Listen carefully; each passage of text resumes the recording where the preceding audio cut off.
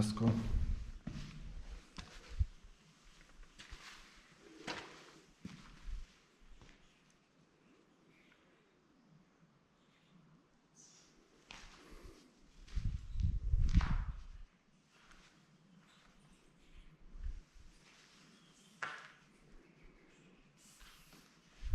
Hello again, and thank you for joining me on my journey through Ani. And today we will explore the Citadel. But before we will climb it, I do want to briefly look at two churches that sort of beacon on the background, which are the Church of the Redeemer and the Cathedral.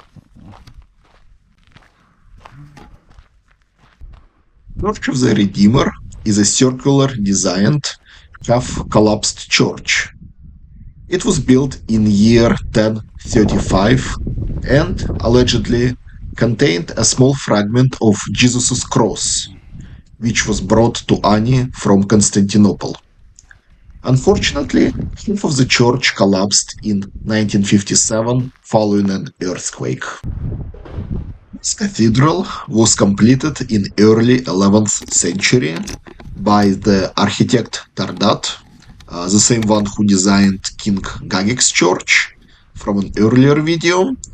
The earthquake of 1319 collapsed cathedral dome, and subsequent earthquakes and prolonged neglect continued to chip away at the building.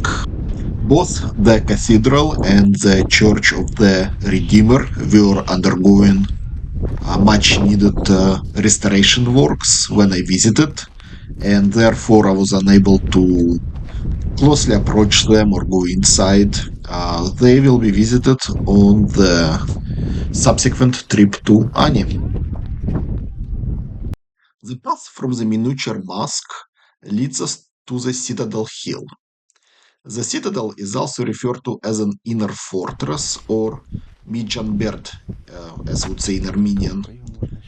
Together with the Zoroastrian fire temple, this is probably one of the oldest structures in Ani. The oldest parts of the citadel were constructed between 4th to 5th centuries. The ramparts that once encircled the citadel are believed to be dated to the 7th century before the Bagradids ruled Ani.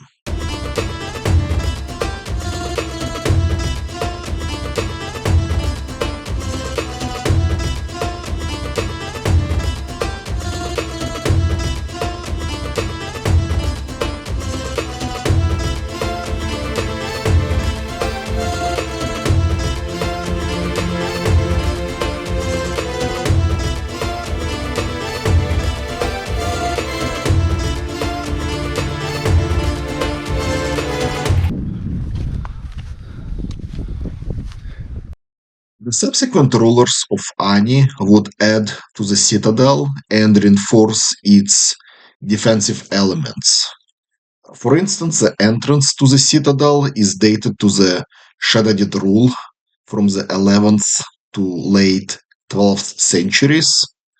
In addition, fragments with Greek inscriptions were located by Nikolai Mar in 1907. Today, the most notable buildings inside the citadel are the foundation of the Bagratid Palace and the remnants of at least 5 churches.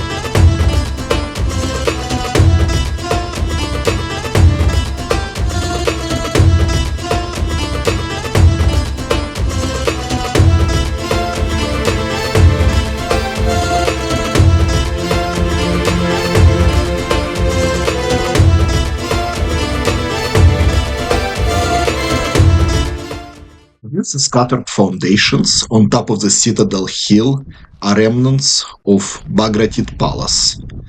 Armenian Bagratid dynasty ruled Ani from 961 to 1045. The palace was probably built at the time Bagratids made Ani Armenian capital, or an older structure was retrofitted to satisfy king's fancy. Gagik II was the last Bagratid king to rule Ani. Ascending to the throne in 1042, Gagik II faced two perils: Seljuk expansion from the east and Byzantine imperial ambitions from the west. For the next 3 years, he violently defended Ani against Byzantine's onslaughts, before being lured to Constantinople under false pretenses of signing a peace treaty. In Constantinople, Gagik was arrested and forced to abdicate. Bagratid rule was over. The palace continued to be used for the next couple of centuries before finally being abandoned in the 15th century.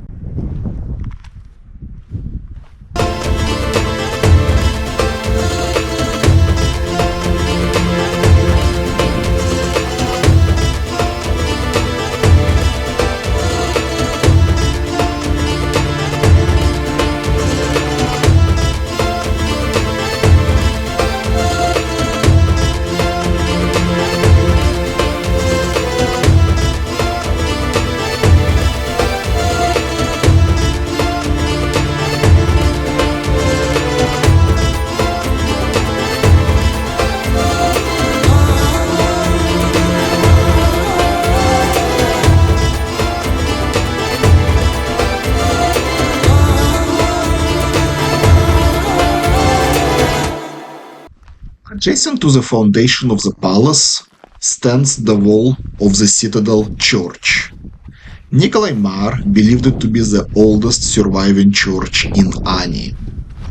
The now lost inscription on church's wall stated that the church was built in the year 622.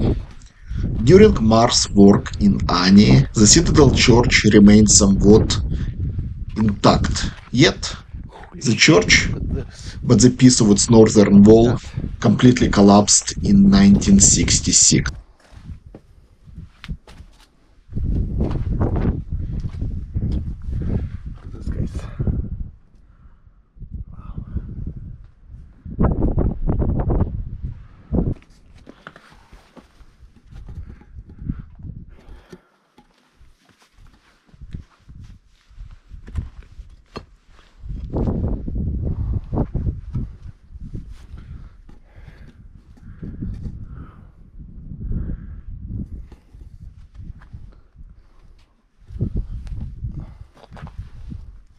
This is probably a good spot to finish for today. Unfortunately, our end of our journey to Ani is fast approaching. In next episode, I'll show you two of my favorite landmarks and to some conclusions. Anyway, stay tuned.